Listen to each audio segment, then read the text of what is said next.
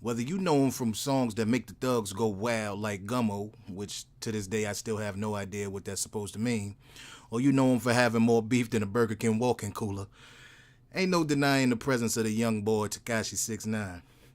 Today I'm going to talk to y'all about a little theory that I have about him, and I want y'all to let me know what you think about it. Let's get into it. I know you're somewhere. I'm trapped in. YouTube, what's good with you? The intelligence, and I'm back with another video for you. Today we're going to be talking about the boy Tekashi69. Whew. I know y'all see it like I see it. That man staying some beef, man. Bless him. I hope he stay above the water, man, because he's staying some drama. But I'm gonna talk about a little theory that I've been having for a little minute regarding him, as seeing him as being a direct symbol for the LGBT community. First of all, we're going to talk about symbolism. We're going to get right into the video. We ain't going to waste no time. We're going to talk about symbolism. Now, you know symbolism, you know, like the American flag and brands, any brand out there, Pepsi, Nike, everybody got a brand, have a brand, you know, they got a logo. And I feel like Tekashi69 is a direct logo, brand, symbol for the LGBT community. Now, we're going to get into some things as to why I see that. First of all, we're going to talk about the rainbow color grills, the rainbow color hair, the rainbow symbols in his videos. All of that is, in my opinion, and you know, I don't think it's a far-fetched opinion to gather that he is a direct symbol for the LGBT community. Now, where the theory comes in is, I feel like when it comes to the thugs, you know what I'm talking about, the thugs, the gang members, that certain demographic of young people from young to middle-aged people. Yes, I mean middle-aged, because a lot of middle-aged dudes are still running out around here like they teenagers. They don't got no damn sense, but we ain't gonna get into that. But you know, that demographic is usually extremely homophobic to a certain degree. And that will be, for the LGBT community, that will be the hardest demographic to penetrate as far as getting their message, of course, and their agenda for having equal rights for, you know what I'm saying, homosexual, transsexuals, and you know those, you know, people that fall under that umbrella. Now, the easiest way to do that will be to put a direct symbol in the middle of that and not have people realize that they in the midst of it. Like if you look at Tekashi69 videos, he is the only dude out here with this rainbow color hair, these rainbow colored grills, you know, looking effeminate. I'm not gonna say gay. A lot of people think Tekashi69 is gay. I don't believe that. I don't feed into that. I just think he is a paid symbol. So back to what I was saying, he is in the midst of all of these thugs, like surrounded by bloods and whatever, you know what I'm saying, and he is just flagging, basically flagging for the LGBT community right in the middle, and the thugs is accepting it. His brand of music, which he says himself that he doesn't even like, which to me contributes more to my theory. He says he doesn't even like the brand of music that he does, but the brand of music that he putting out got the thugs going crazy, got the bloods throwing it up and doing a little orange juice dance, you know, going crazy over his music. The whole time he's implanted right in the middle of them. And basically all of these thugs is surrounded by an LGBT flag all the time.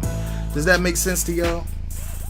You know how when you gotta give your dog medication and they don't want to take it, so you wrap it up in like a piece of pepperoni or a piece of bologna or something, wrap it up or put it in their food to make them eat it?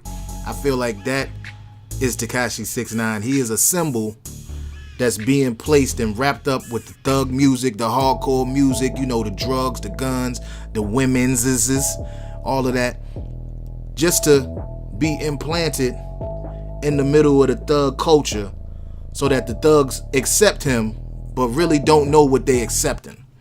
You know, it's a very smart tactic. I see it for what it is. Now, he's not the first symbol in hip-hop. It's probably been a lot of symbols, but I'm gonna talk about one other one. Another symbol that I felt in hip hop was Nicki Minaj. She was a symbol. If you think back to when she came out, Nicki Minaj was always talking of, you know, that bisexual lesbian stuff. Like everything was, she'll take your girl and eat her out, and all of that explicit stuff, referring to female on female action, for lack of a better word. That's what brought her out. That's what she gave, the lesbians a voice, basically, when she came out. If you think about it and peep that, that's really what blew her up. Like more recently now, she talk more normal. She talk more about guys on girls and riding mandingos and all of that stuff. But when she first came out, she was definitely on that lesbian stuff. I feel like she was a big symbol that helped usher in that agenda.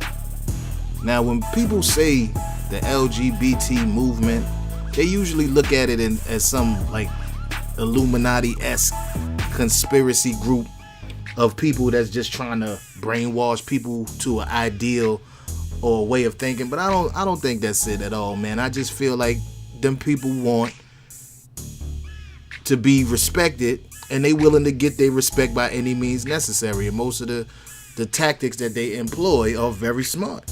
You know what I'm saying? Like, you tend to piss people off when you try to force an ideal down a certain group's throat. Like, people will reject it. But if you have subtlety and restraint in the presentation of your message, you can pretty much get your audience to accept anything. You got to be smart about how you try to get people to see your way of thinking or your beliefs. You can't just go at people's head. Look at how people argue over sports and religion. When you try to force your ideals on people, they gonna go at your neck. Even if what you saying is 100% correct, they're gonna fight against it because of how you presenting it to them.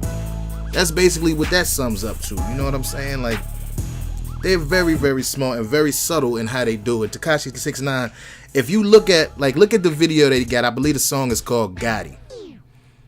What other purpose would he have to put his face on a woman's body if not to be representative of the transgender community?